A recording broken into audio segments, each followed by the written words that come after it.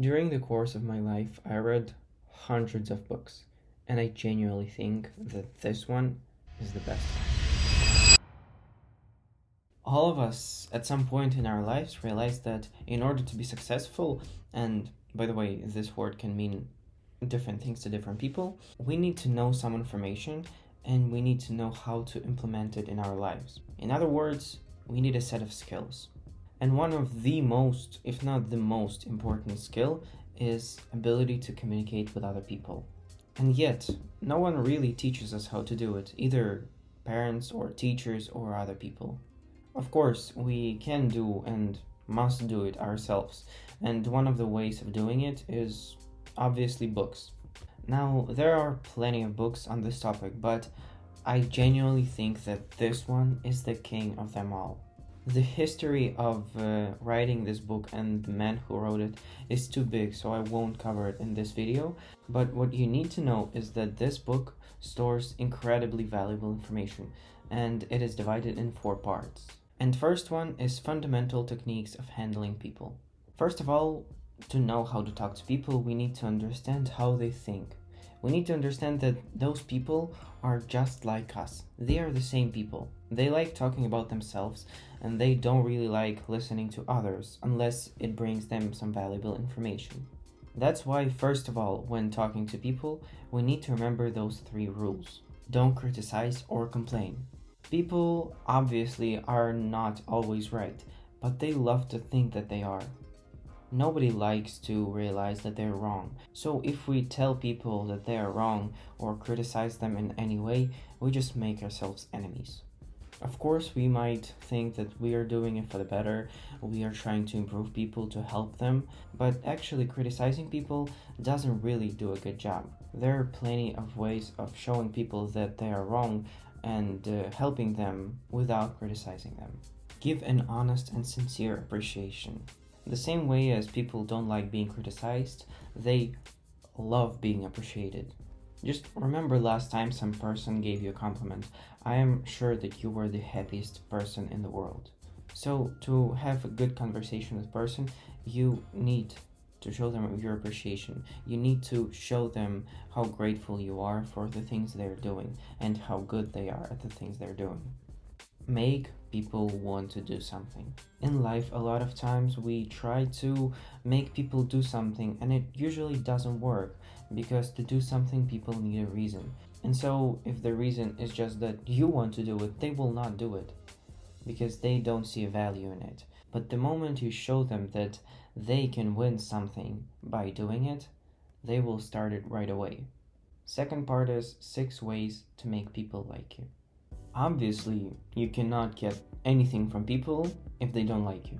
Of course, you can make them do something, force them to do something, but usually it doesn't end very well and your relationships just ruin completely. So the base of communicating with people is making sure they like you. And here's how Dale Carnegie thinks we should do it. Be genuinely interested in other people.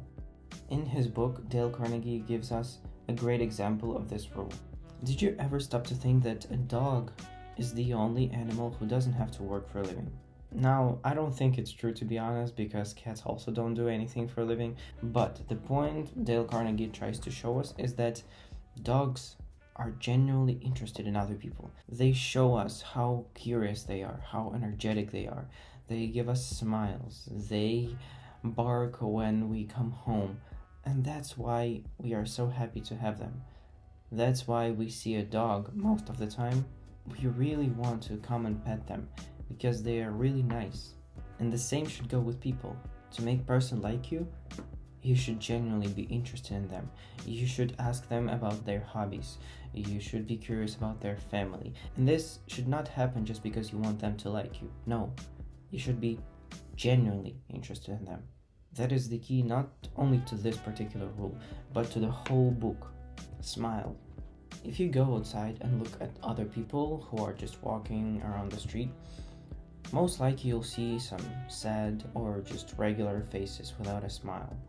It's not really nice looking at them, is it? But there is one specific quote to this that I would like to read to you.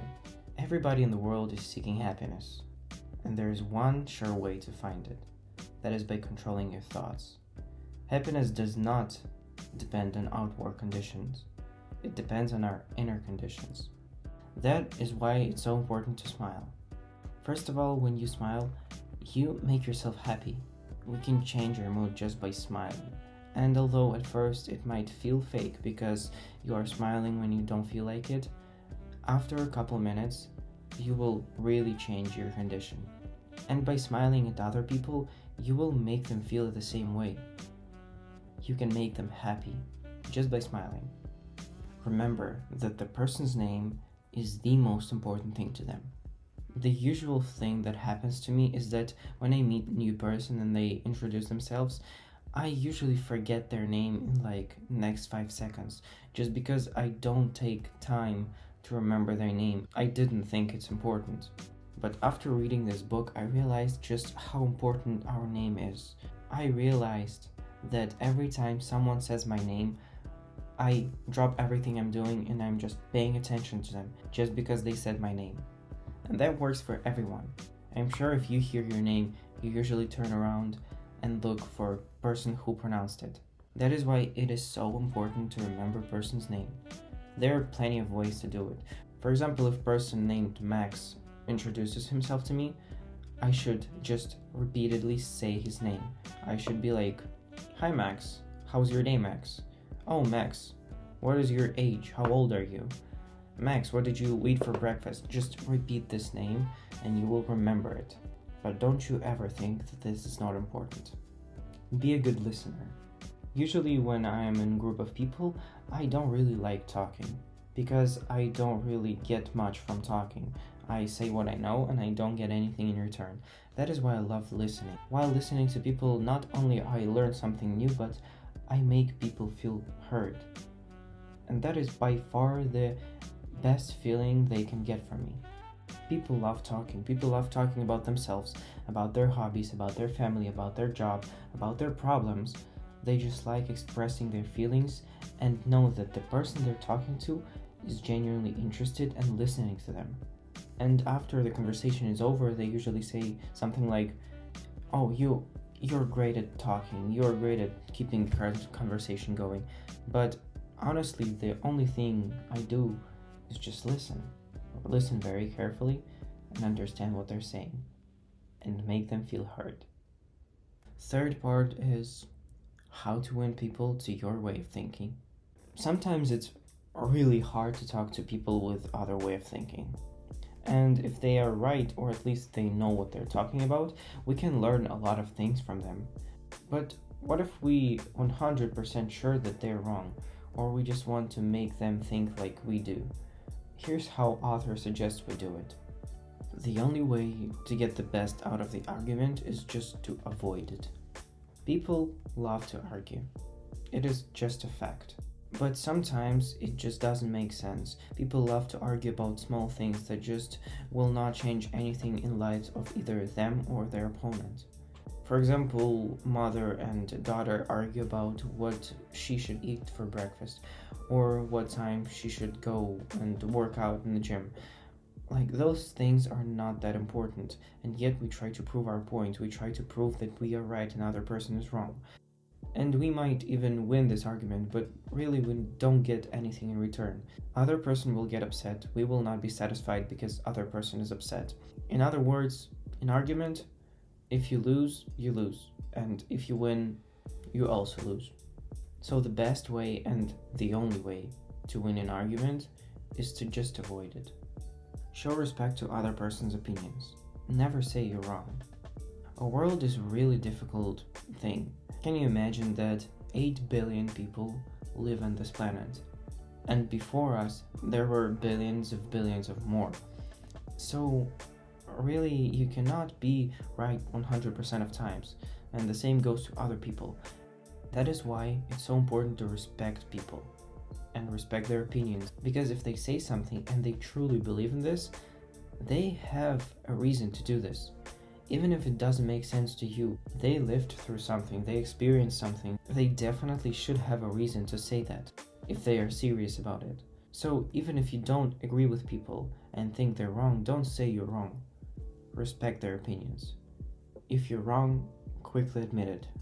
The most important thing that you need to realize in your life is that you are not always right. Even worse, you're almost always wrong. So if other person proves to you that you're wrong, first of all, it's not what you should do because of the previous point, but if they prove to you that you're wrong, quickly admit it. I don't really even need to explain this rule. If you're wrong, just admit it. This is the other way of respecting other people's opinions. Try honestly see things from the other person's point of view. Sometimes we are so sure in the fact that we are right that we forget to think about what other person believes. We forget that they have a reason to think the way they do. But taking 10 minutes, 30 minutes, even an hour to think about what they think and to think about the reasons why they do so really would help you. Even though it takes time, even though sometimes it's hard. But if you want to argue with other person, just think to yourself, why would they think this way? Part 4. Be a leader. Being a leader is really hard quite often because we need to think about what other person thinks, what they want, what they need, what they feel, and align those things with our desires. And here's proper way of doing it. Begin with praise and honest appreciation. As we covered in part 1, people love being appreciated. That is partly what they live for. And that is why reminding them of those things is really important. Even if after that you want to tell them something bad like you're fired, you can do it in a proper way. You can do it softly by reminding them of how important they are, by reminding them what a great job they've done. That is why honest appreciation, and the key word is honest, is very important. Ask questions instead of giving direct orders. I'm sure when you were young, or even right now, you didn't like when someone gave you orders. Either it would be parent or teacher or someone else. When people tell you to do something, you instinctively just want to not do it because you don't like following orders. At least I don't like to do it. That is why a good leader will never give orders. All they do is just ask questions. Instead of telling to clean the floors, you say, can you possibly clean the floors? You should be nice. You should be able to ask questions. And that way people feel like they have a choice, but they also feel they are nice. So they don't have a reason not to trust you and not to do something you ask for. That is what great leaders do. Give the other person a reputation to live up to. In my life, I quite often meet people who are able to do great things, but who really don't do much, because everybody in their lives told them that they're not able to do that they don't have ability or skills or mindset or knowledge to do it. And that is really bad, because by saying it, you make person believe that. The proper way to do it is to encourage them, to tell them how great they are. By telling them they can do something and they are able to do something, we give them reputation. And when people know that somebody believes in them, they most likely try to live up to this reputation. They try to do anything possible to make this happen. For example, I truly believe, I don't know why, but I believe that I am not able to sing or to draw. It is just not my thing. But I 100% believe that if there was a person who truly and sincerely believed that I can do any of those things or both, and repeated it to me a lot of times, at one point in my life I would become a great singer or a great drawer, just because someone believes in me and has faith in me. Use encouragement. Make faults seem easy to correct. I am sure that all of us at some point in our lives met two types of teachers. First one that says that the topic that they are teaching is really hard, a few people can get it, and it's really challenging and whatever. And the second type of teacher usually says that the topic is really easy. It's not that difficult to get it. You just have to learn it, to give it some time, and you will be fine. Like, you will know everything. And with a few exceptions, there are usually better students at the second class, because they are told that it is not that difficult, that they're willing to get it. They're willing to study this stuff. And if they do something wrong, it's easy to correct. That is why if you want to make some person know something or do something or learn something, you should tell them that it's not that difficult, that the goal they have is quite realistic, that it is easy, and that if they mess something up, it is easy to correct. By saying that, you make them feel good, you make them realize that they are quite smart because they can easily learn it, and the process of learning or doing something just becomes way easier. Now, obviously, I didn't cover everything from this book because it has like almost 300 pages. And if I were to tell you everything from this book, it would take hours. But I am sure that this book is one of the best investments in your knowledge, in your ability to communicate with other people. Sometimes the advices from this book might seem like they are stupid or obvious, or that in our society it's hard to follow them because everyone is grumpy and everyone is angry at you, and that it's hard to keep a great mood and to see like things from other person's point of view and to give them sincere appreciation just because they don't give you the same thing back. But they really don't have to, because this book is about you and me, about ourselves, not about others. By improving yourself first, you let other people know that it is possible.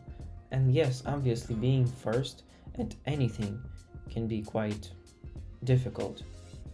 But by doing that, you set a great example for other people, for close people in your life, and just for random people in our world. So I would definitely recommend you reading it.